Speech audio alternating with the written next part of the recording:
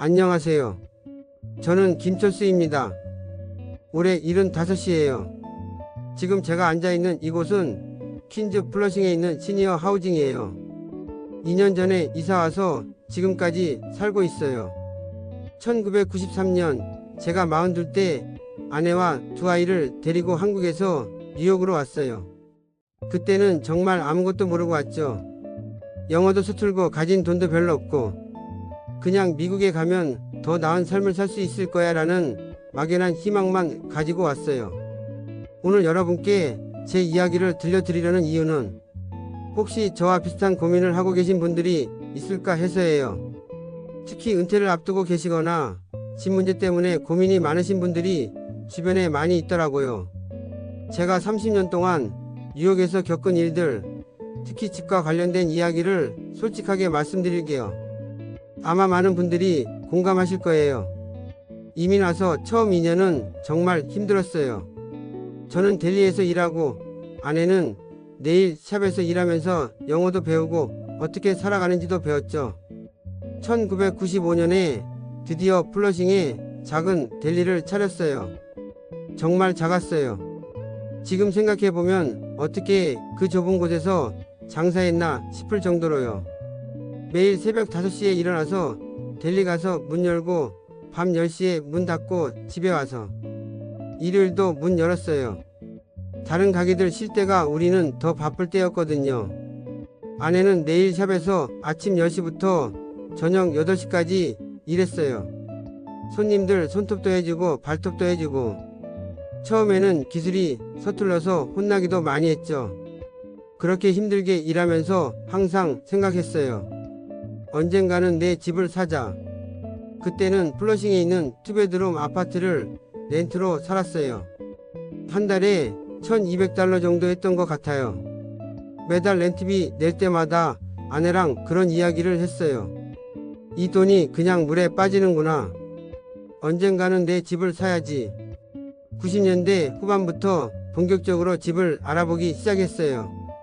그런데 뉴욕에서 집 산다는 게 말만큼 쉽지 않더라고요. 맨해튼은 너무 비싸고 브루클린도 만만치 않고 그런데 퀸즈 쪽에 콘도들이 새로 많이 생기더라고요.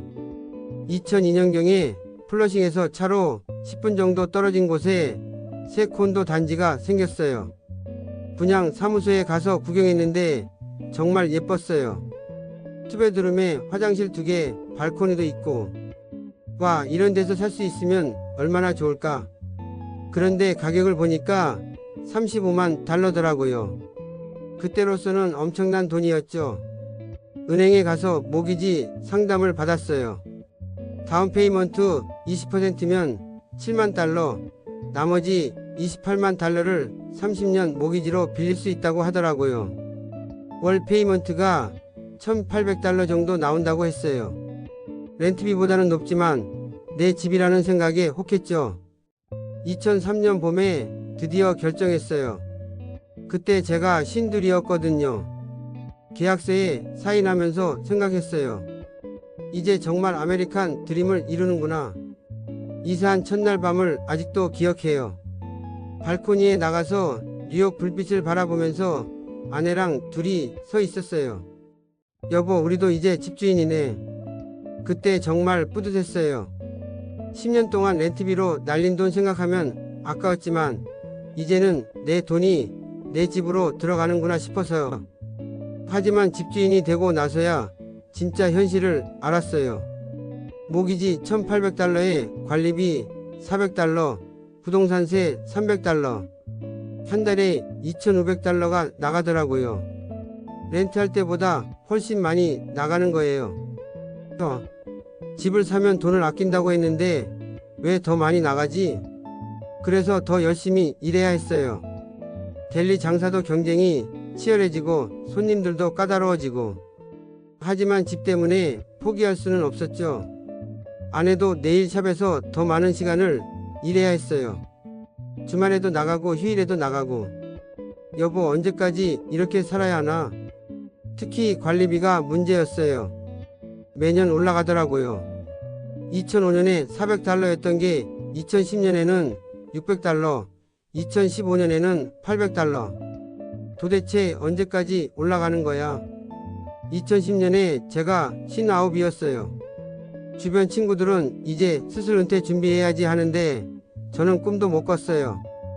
모기지가 아직 20년이나 남았는데 어떻게 은퇴를 해요? 소셜시큐리티만으로는 집을 유지할 수 없었거든요. 2017년에 소셜시큐리티 신청했어요. 24년 동안 세금을 꼬박꼬박 냈으니까 자격이 되더라고요. 한 달에 1,400달러 정도 나와요. 생활비로는 괜찮은데 집 유지비까지 합하면 부족했어요. 집 사는 게 좋다고 했는데 장점은 자산이 되고 나중에 팔 수 있다는 거예요. 하지만 모기지, 관리비, 부동산세를 다 내야 해요. 2018년에 큰 일이 났어요. 제가 갑자기 쓰러져서 몇 달 동안 병원에 입원했거든요. 병원비도 걱정이었지만 더 큰 문제는 델리를 혼자 해야 한다는 거였어요. 아내가 네일 샵 일하면서 델리까지 돌봐야 했는데 그때 아내가 67이었거든요. 혼자서 하기에는 너무 벅찼어요. 병상에 누워서 생각했어요. 이제 어떻게 하지? 언제까지 이렇게 살아야 하나? 주변 친구들은 벌써 은퇴해서 한국도 다녀오고 여행도 다니는데 우리는 집 때문에 계속 일해야 하는 거예요. 아이들이 와서 이야기했어요. 아빠 이제 연세도 있으니까 그만하시는 게 좋을 것 같아요. 시니어 아파트로 들어가시는 건 어때요? 그 말을 듣는 순간 솔직히 기분이 좀 이상했어요.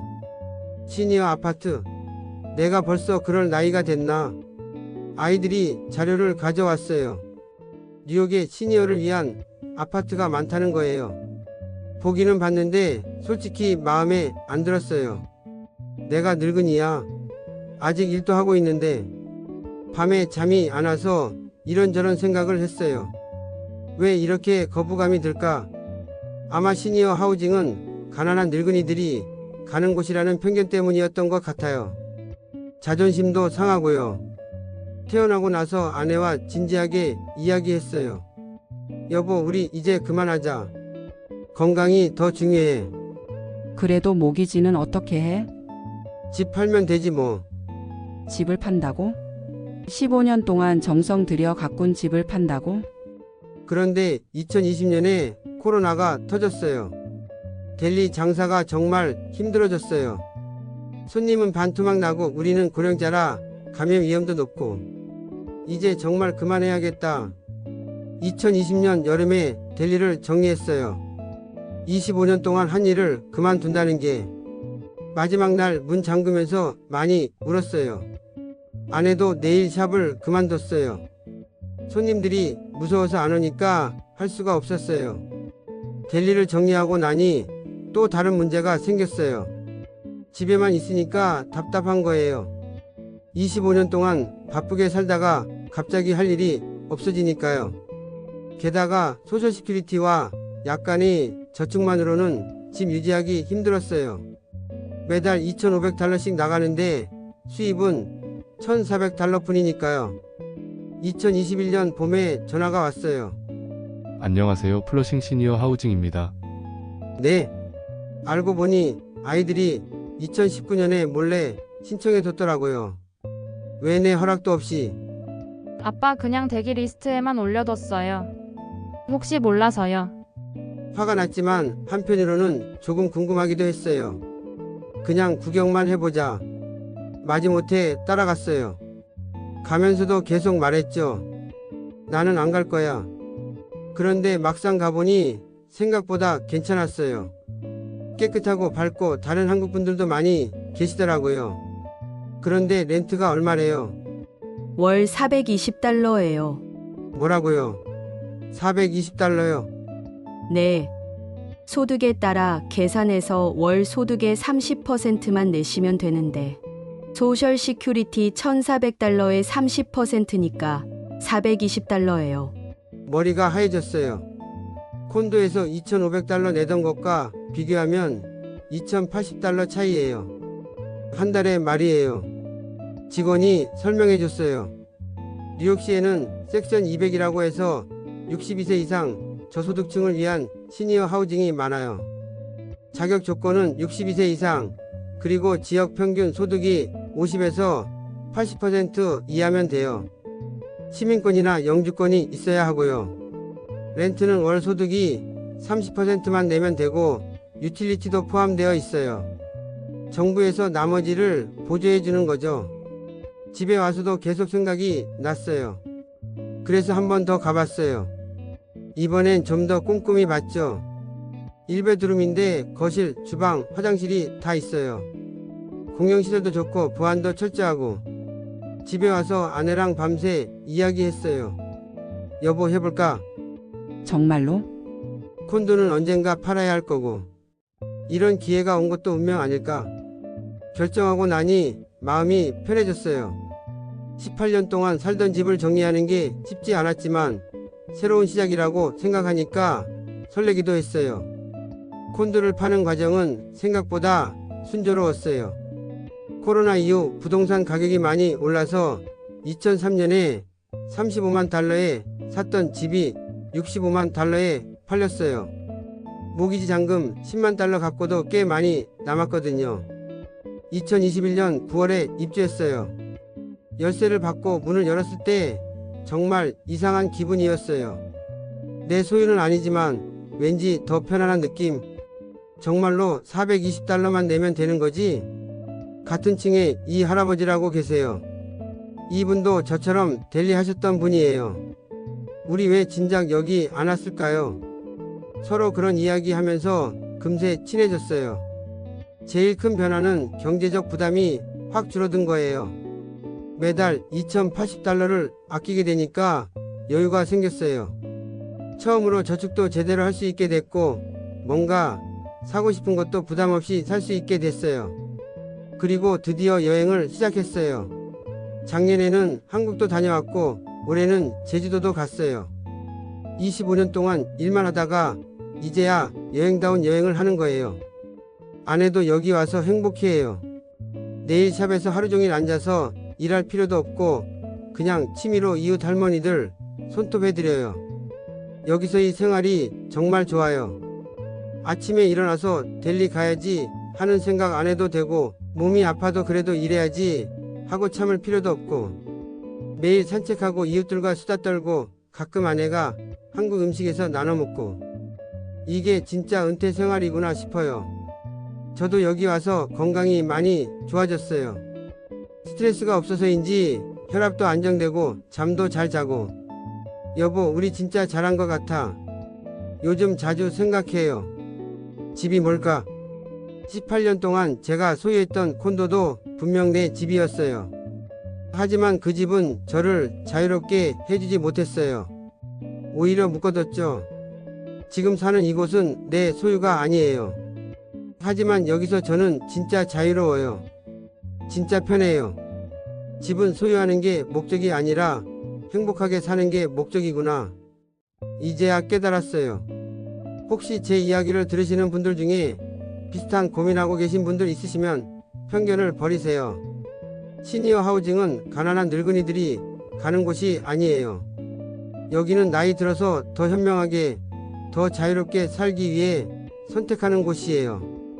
신청은 NYC 하우징 커넥트 웹사이트나 각 시니어 하우징에 직접 하시면 돼요. 62세 이상이면 신청 자격이 되고 대기 리스트가 있으니까 미리미리 신청해 두세요. 저는 지금 인생에서 가장 행복한 시간을 보내고 있어요. 75세 새로운 인생이 시작된 거예요. 은퇴가 끝이 아니라 새로운 시작이더라고요. 여러분도 용기 내세요. 우리가 평생 열심히 일하고 세금 낸 만큼 이런 혜택 받을 권리 충분히 있어요. 오늘 제 이야기가 조금이라도 도움이 되셨으면 좋겠어요. 감사합니다.